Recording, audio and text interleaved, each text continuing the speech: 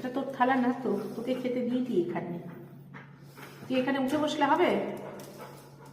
এই তোর খাবার কোথায় দেবো? আর এদিকে কোথায় দেবো তোর খাবার? কোথায় খাবি? তোর থালা কই? তোর এই যে থালায় খাবার নেই, এখন খাবার দেবো। দাঁড়াও, একটু দাঁড়াও, আমি খাবার নিয়ে আসি, গরম করেছি। একটু দাঁড়াও, গরম হচ্ছে। ঠান্ডা ঠান্ডা খেলে না, একটু একটু ঠান্ডা করে